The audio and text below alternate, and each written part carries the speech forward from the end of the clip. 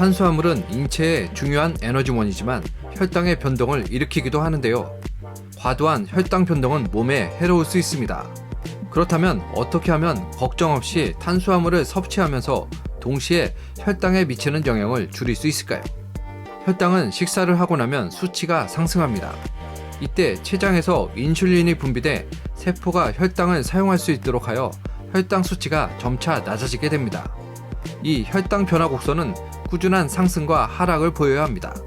그러나 혈당이 급격히 상승 또는 하락하거나 지나치게 높게 올라가는 등의 변동은 일반인들에게도 좋지 않고 특히 당뇨병 환자, 대사증후군 환자에게 매우 좋지 않습니다.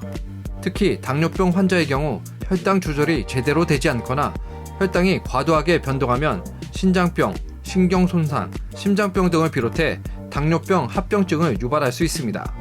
그리고 대사증후군 환자의 경우 뚜렷한 증상을 보이지는 않지만 북부비만, 고혈당, 고혈압 등이 나타납니다.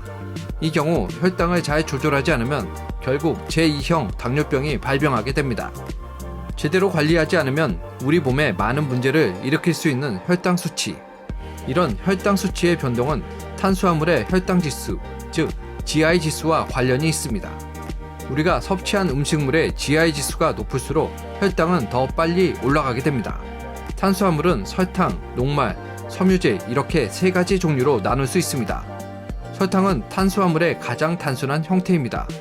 단순한 구조 때문에 분해가 빨라 체내 흡수가 빠르고 이로 인해 혈당이 급격히 상승하게 됩니다. 녹말은 몸속에서 소화되고 포도당으로 전환하는데 시간이 걸리는 복합 탄수화물입니다. 섬유질 또한 복합 탄수화물이지만 소화되거나 분해되지 않아 혈당에 영향을 미치지 않습니다. 녹말 중에는 저항성 녹말이라 불리는 또 다른 종류의 녹말이 있습니다. 이것은 녹말의 일종이지만 식이섬유처럼 장에서 소화되거나 흡수되지 않습니다. 그렇기에 포도당으로 분해되지 않고 혈당에도 영향을 미치지 않습니다. 음식의 GI 지수를 보면 혈당에 얼마나 영향을 미칠지 판단할 수 있습니다.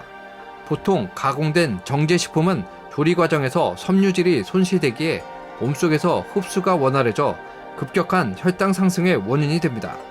이런 음식은 대부분 GI가 높습니다. 반대로 GI가 낮은 음식은 혈당 안정에 도움을 줍니다. GI가 높은 음식으로는 당분이 포함된 음료, 과자, 감자튀김, 구운 감자, 흰빵, 흰쌀, 꿀이 대표적입니다. 더불어 과일은 숙성될수록 GI가 높아집니다. 그럼 어떻게 음식을 섭취해야 과도한 혈당 상승을 막을 수 있을까요? 음식에서 저항성 녹말의 양을 늘리면 혈당을 조절하고 인슐린 민감도를 높이는 데 도움이 됩니다. 이 저항성 녹말에는 몇 가지 유형이 있습니다. 첫 번째는 곡물, 씨앗, 콩에 포함되어 있습니다. 여기에는 음식 내부에 저항성 녹말이 들어있는데요. 섭취할 때 갈거나 씹게 되면 저항성 녹말의 양이 줄어들게 됩니다.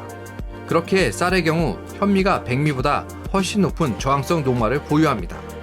두 번째는 음식이 조리된 후 식었을 때 만들어집니다. 밥, 파스타, 감자, 빵이 조리된 후 식었을 때 저항성 녹말이 형성되는데요. 특히 밥의 경우 냉장실이나 냉동실에 넣어뒀을 때 저항성 녹말이 생성됩니다. 이처럼 GI 지수를 낮춰 음식을 섭취하는 것도 좋지만 식재료를 선택할 때 가능한 GI 지수가 낮은 현미, 메밀, 귀리, 콩, 견과류, 사과 등을 선택해 섭취하면 GI 지수가 높은 음식을 먹더라도 혈당 수치가 급격히 오르는 것을 막을 수 있습니다. 지금까지 에포크 픽이었습니다.